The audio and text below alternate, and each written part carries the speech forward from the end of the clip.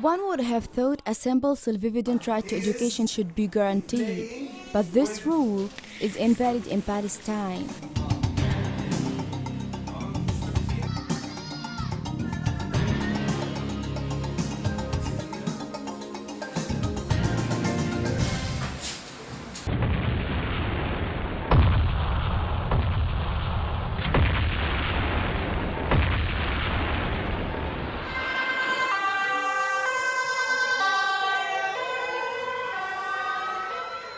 The Israeli occupation has not saved an effort to violate the right of education and to deprive the Palestinians their other primary rights.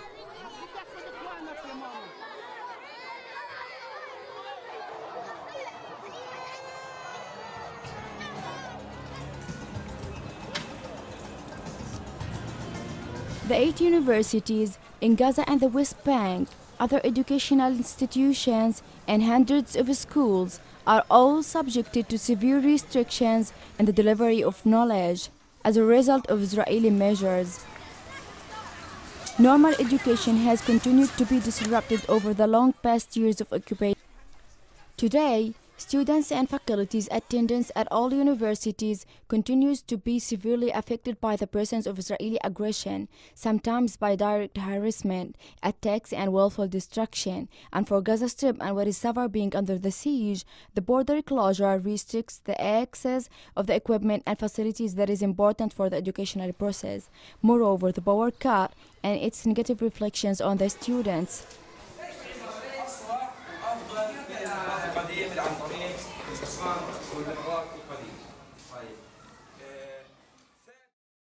الوضع التعليمي وضع نستطيع أن نقول أنه صعب نظرا لاكتظاظ الفصول بالطلاب. الفصول ضيقة، الأعداد كبيرة. نعاني نحن من الحصار من خلال انقطاع التيار الكهربي بصفة مستمرة، حيث أننا في الفترة المسائية نأتي إلى المدرسة في الساعة 11:10 يبدأ الدوام وينتهي تقريبا في 4:15.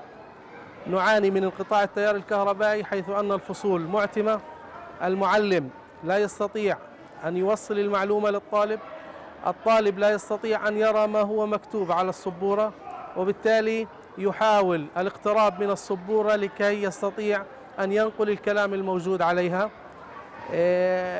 طبعا هذا يؤثر على الرؤية، على وصول المعلومة للطالب. بالتالي المعلم يعاني، الطالب يعاني، ولي الأمر يعاني، لأن ابنه عندما يعود إلى البيت لا يستطيع أن يقرأ ما هو مكتوب داخل الكراسة أو داخل الكتاب.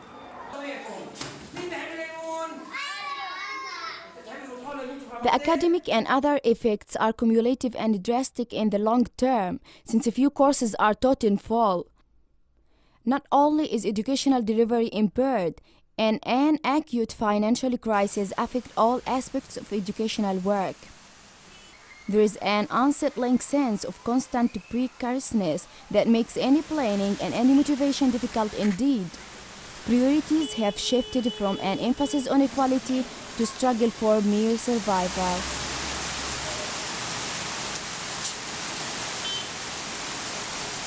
In almost all subjects, a positive and motivating classroom atmosphere is essential for the educational process. In the Palestinian case, alternative solutions are forced by the worst of the situation. If education is to continue at all, how it is possible to deliver minimum standards in such impossible times? Education is crucial for Palestine at this pivotal stage in its history. What is happening today is very harmful for any positive development and for the future of young generations. Because of the existing negative conditions or other activities related to learning and teaching are affected, financing, improvement of resources, libraries, curriculum development, and community projects. Israel knows this, and so education is singled out as one of the targets to disable the process of the Palestinian people.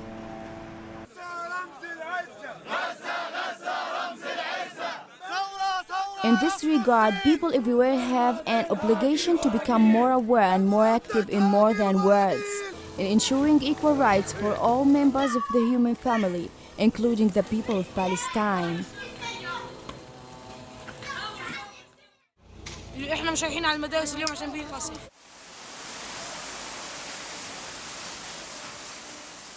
Here, the real solution is unusually simple. Israel must stop all its aggressive actions against the educational process in Palestine, disable its exclusivist policies, and free the Palestinians. But such a solution will obviously not happen without effective international pressure.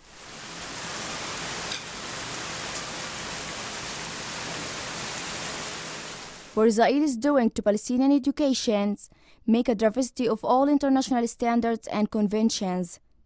The right of education, among other normal rights, should be ensured and facilitated by a free movement of educators and students.